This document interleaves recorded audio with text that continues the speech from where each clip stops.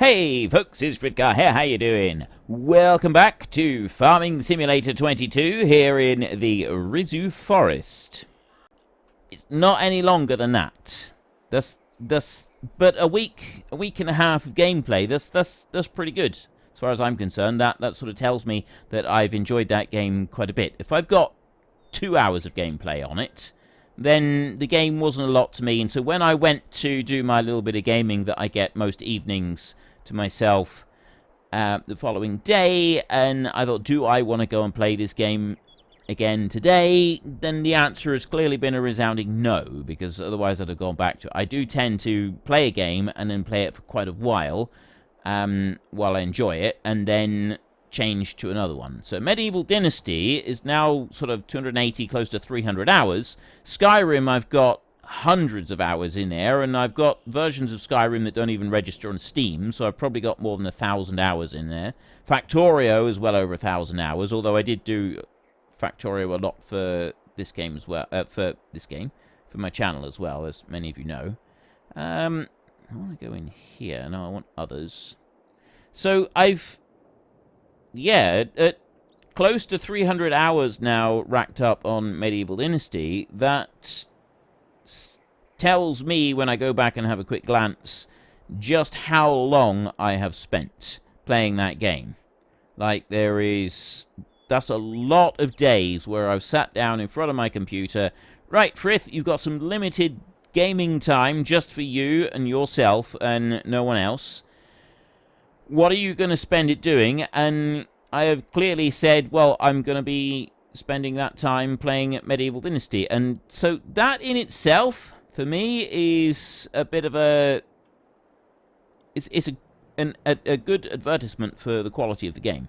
Because I wouldn't be putting in that kind of time on a game that I really wasn't that into. Right, what have I got here? I've got 1, 2, 3, 4, 5, 6. And I said that there was 6 flats in here. I think I'm going to do 1 parking space per flat, and we'll assume 6 flats in here. So I need to find somewhere to put this. I'll stop talking about Medieval Dynasty now. I'll let you... We'll move on from that one now. If I can find something else to talk about, maybe. Talk about this. Right, I want to level all of this out now. So I'm going to... Now we're going to make that a bit stronger, like that. And it yeah, there we go. It should make it just run a bit faster. And also, if I make it a bit bigger. So I'm going to do this up to close to the building there. In a line there. And then if I bring that out... I'm being careful over here, because I don't want to sort of interfere with that fence very much. But that's going to end up being a raised bank there, with this fence running along the bottom of it, I think. So this bit over here is the bit that we need to level out in order to be able to get that parking spot built. So let's put that down there. And then I'll raise that bit up.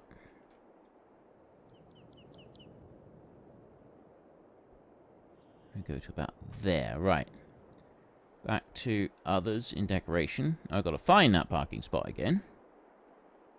There we go. Parking space. I've got some other parking spaces as well. They're just plain white lines. Where would those be?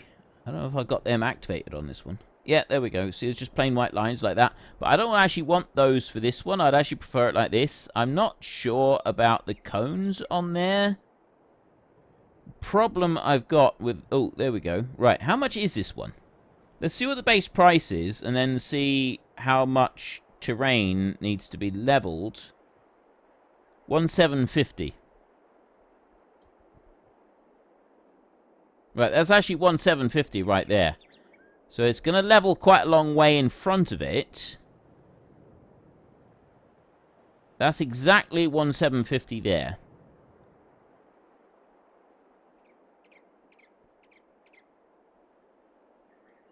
Now, the entranceway is down this way. And we need to be able to turn round If I go up there, see, it's dropping it down a bit. I can't really go any further forward because we still need to be able to get to the entrance of the building.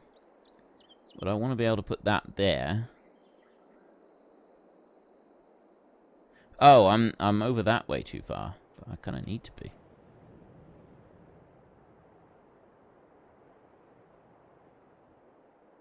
Yeah, right. I'm going to have to go landscaping and here.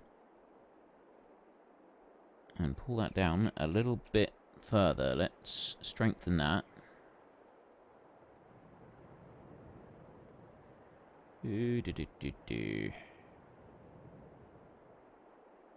Drop that down. Fortunately, it's dropping it down underneath our fence there and affecting the road on the side. So we're going to have to do a little bit of work out here to bring that back up and then smooth it and get it right. Take that down there just for a second. And then I got to scroll through it all again. Right. That one is going to go right there. There is the spot. So then we can go to landscaping again and we can go back here. So I want to just bring up these bits just on this corner. I'm also going to want to bring up this down here because I kind of want to smooth this out a bit. So the parking area there has gone up. I want to bring this up. And I'm very aware that we've gotten to the end of the day. Right, this is going to require a little bit of careful work here to just balance these things out. I can smooth out on this side very nicely. And we can smooth it in line with that fence. It's smoothing a little bit too much there just at the moment. It's dropped it down. That's going to require a little bit of finesse and careful work to get that looking just right. We'll do it. We will be able to, but we're back over here now, and it's evening time. So how much have the cows eaten during the day? They're already down here. So cows, we're going to have to top them up every day by the look of it. If we don't top the cows up every day, we're going to run into trouble. So we're going to sleep now. It's August. We're now moving into September, which means that we'll be hitting the silage again. September. There we go. The grass is now all green and grown, so we're about ready to go back and do some mowing. So we're not going to be doing any more landscaping today. We need to focus on this. I'm going to allow the time to tick through a little bit. We also, actually, let's stop the time ticking for a second. We want to just jump to 5. I want to run down here and open up the animal screen. We need another 12 animals, so we want that there. And I'll jump you up to 12 there, because we've just changed season. And I want to buy them. Yeah, okay.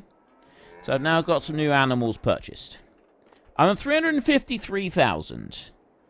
So the other thing that I'm going to do in a minute is I'm going to go in here. We're going to go to the loan. We're on a loan of 795. So I'm going to... Wait. Oh. Backspace. I thought it was enter for a minute. It's not. It's backspace. Right. We'll drop our money total down to about 100,000, I think. Just to start off with for now. There, right, just under 100,000. So we got 540 still to pay, but we have now repaid some loan, which I feel is a good thing. That's something that we wanted to do. So let's start you up and tip out a little bit of hay from here, and that's going to leave me with 11,000 litres of hay still in the trailer, which I will go and take round to the shed over this side. Tip it out here. So that's going to go in there. Right into the storage. Job done. And then if we have a look, we can see that we now have 180,000 litres of hay in storage. Excellent. Right. I'll back you up this way. So this one is now ready to go. We're not making hay this time around. We're going to be making silage. So we'll be taking the grass over to that silage silo there. And this year, we're going to remember to sell the silage as well, which we didn't do last time. We forgot to sell the silage. We have got silage here. Yeah, so we got 340,000 of it there. It doesn't actually say that we've got it in storage yet, but we forgot to sell it in January. So we're going to need to make sure that we do that. So we'll run this bad boy out. We'll go and do the small field down this side first. We don't really need to have flashing beacons. There's nothing we do requires... No, we don't have, like, official roads for driving on, so we never need to worry about flashing beacons here. So unfold that one.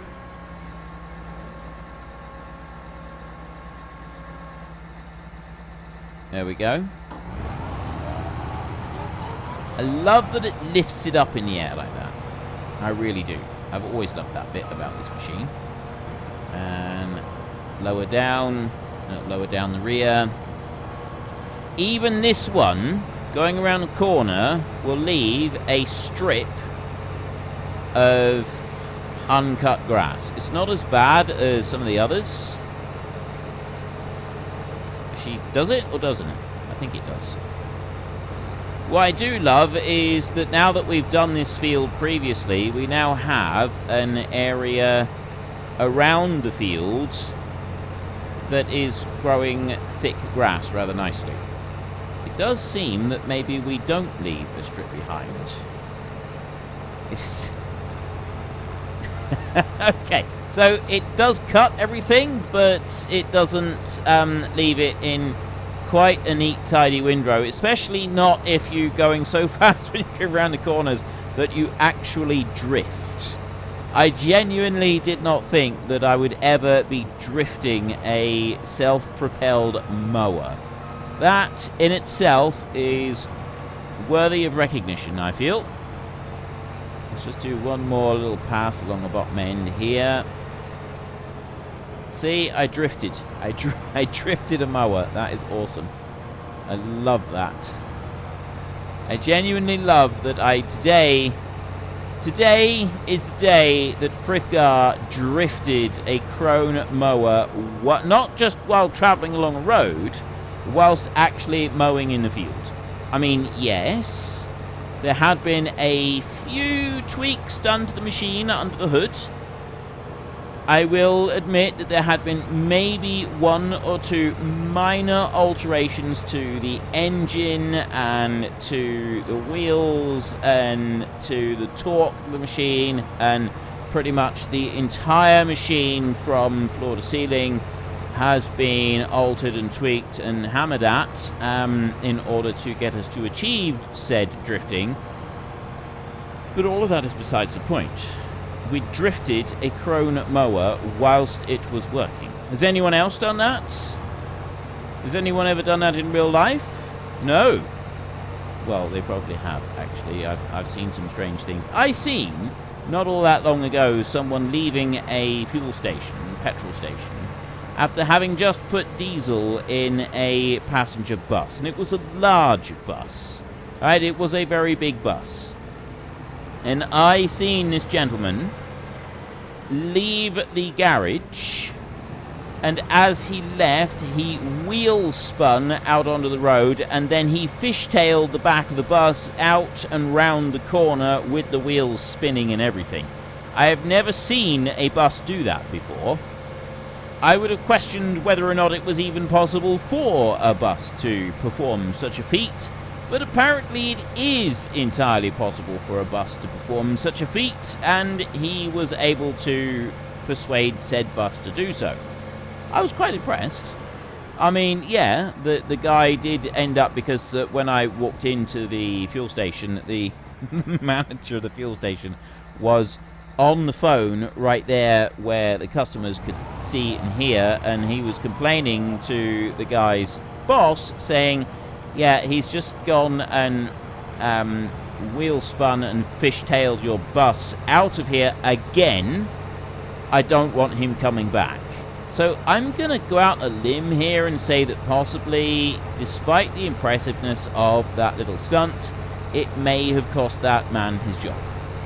It may not have. The boss may just find it hilarious the same as the employee, in which case they would have just had a chuckle about it and someone else would have been fueling up the bus from that point on.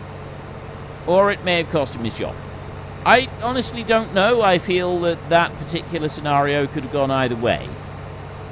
There's no real way of telling on that one. I kind of hope that the guy didn't lose his job over it. I mean, it wasn't busy or anything like that, so I can't say that he was being irresponsible. Maybe he was being irresponsible, but I don't really want to say either way whether he was or he wasn't, because there weren't other people around. I had pulled into the garage, but I was pulling in from the other side of it, and there was no traffic or anything anywhere near him when he performed said feat. So, you know, really, there wasn't a danger of anybody getting hurt. Possibly there was a danger of the bus itself being damaged. I don't really know. I wouldn't have said so, not considering the surroundings of it. There didn't seem to be anything that he would go and wrap the bus round as he left the fuel station. So, I don't know. I wouldn't really like to hazard a guess either way as to whether it was properly irresponsible or just, you know, slightly irresponsible. I kind of hope that it didn't cost him his job, though, because I can definitely say that nobody was put in danger by his actions at the time. Whether or not, you know, when there are people involved, when he's got passengers on the bus, I'm assuming that he wouldn't be doing that, or he wouldn't have a job there anyway. And he quite possibly would have been in trouble with the police. So, I giving him the benefit of the doubt, kind of hoping he didn't lose his job, mainly because I was, you know, maybe not out loud at the time, but secretly impressed that he could even do that with a bus. So, yeah, I don't really want to see him fired over it. He showed me something that I'd never seen before. My reaction is not, he should be fired for it. My reaction is, oh, that's pretty cool. I didn't even realize a bus could do that. And then I went on my merry. And then I went into the garage, and the manager was on the phone complaining about it. So I'm assuming it wasn't the first time it had been done, and I'm assuming that the man had been asked not to do it previously and was doing it anyway. So, you know, maybe addressing down would have been in order, but I'm not going to root for his instant dismissal and being put on the dole. Anyway, we finished this. So I was talking previously about we should attempt to have a... Right, I've only got a little bit left there, so he's going to go down here, and then I'm going to turn off the hired help. I'm just going to do this bit myself. We were talking about having a rake helping us out here. So we're going to fold this one up now. We've got one field left to go and do. What rake could we have? If we go and start running around this field here a minute, once we've done twice around, maybe 3 times, we can then start, while we put the hired help going, we can, I mean, yeah, I also need to be getting going with picking it all up, but we're going to want to rake, and the small, well, I'd say probably both the small fields. There's only really this one that I want to rake on.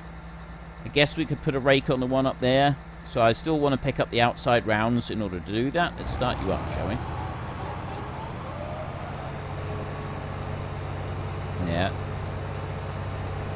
So I want to rake to do the outside rounds of the field. And then after that, I'm not really sure.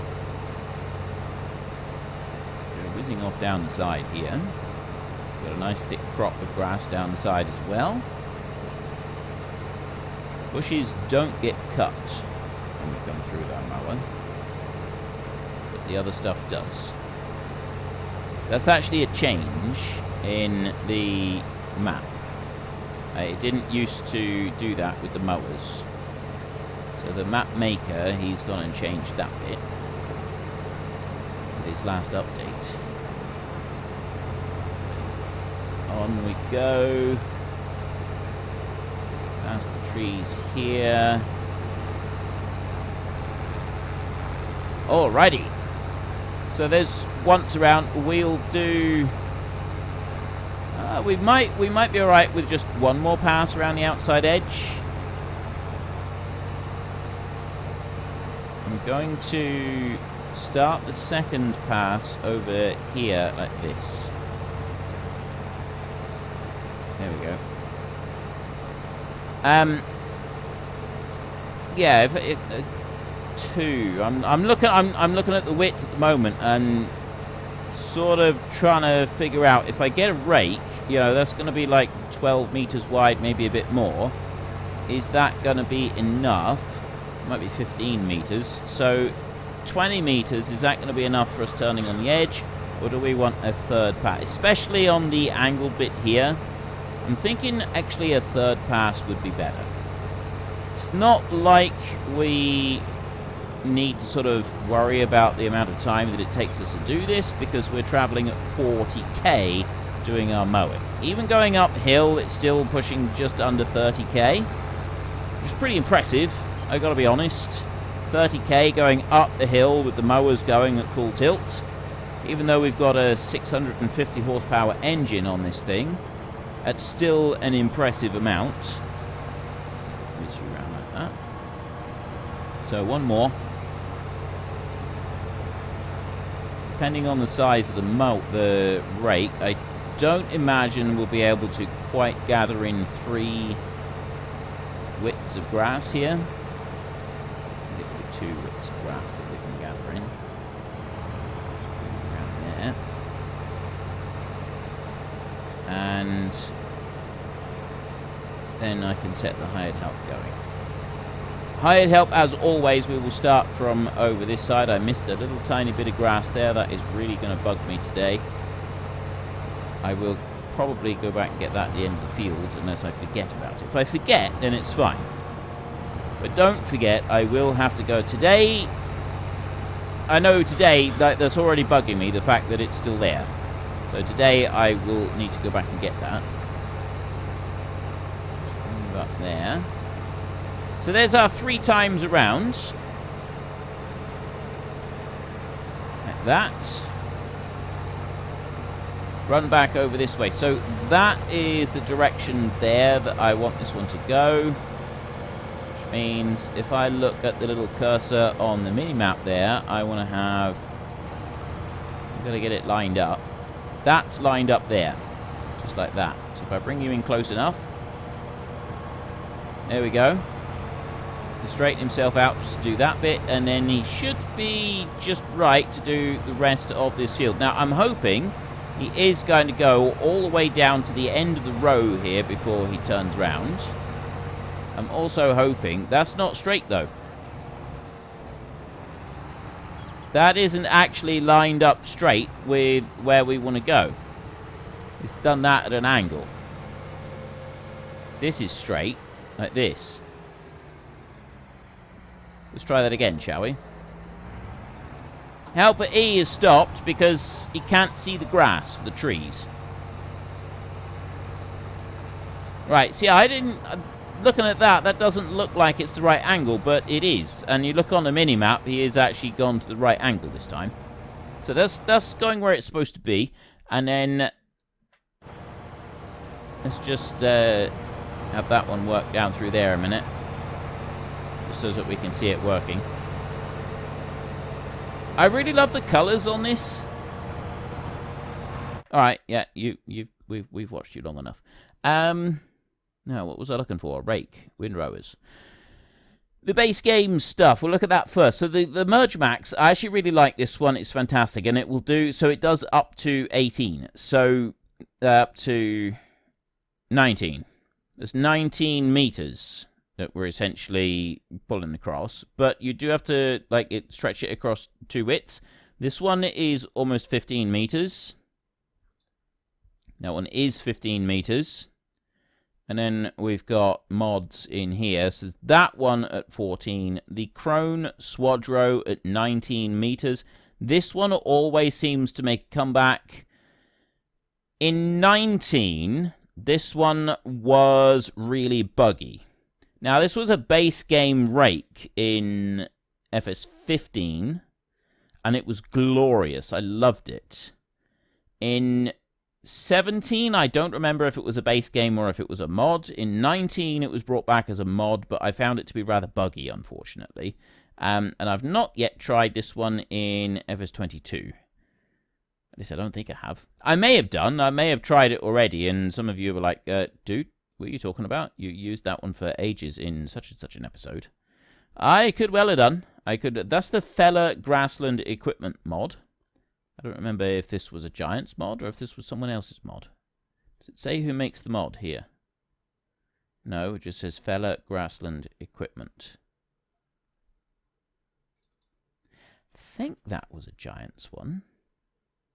Not sure. We might try that one out in a minute, but first of all, we'll go with the Krone Swadro, because it's only 74,000, so we can actually afford to get this one. I'm very much taking a risk by putting the working speed up, because some rakes really don't like a fast working speed, but I'm gonna risk it anyway. We've got various different wheel options on here, and I'm gonna go with Michelin this time. And then design is just the design of whether or not we've got the board there in the middle. I'm going to go with the standard on here, and we will buy. Okay. There's that one. Mower is still going strong. Mower is doing a fantastic job. We've got all of this extra grass on the ground in the field. I love this mower. I think this mower is absolutely fantastic. But we have other things that we need to go and do, so we can't be looking at the mower at the moment. So let's drop... No, not you. Tell you what, let's bring that one round there. And I'll put the fertilizer spinner down here. There. Drop that one down. And there we have the Krone Swadro rake. What is this going to be like? With faster working speed, no doubt make things interesting, to say the least. This one works just fine when the ground is perfectly level. It's when the ground isn't perfectly level that you start to have some major problems with it. Or at least you did in FS19. So I don't know how fast that mower goes. It is insane.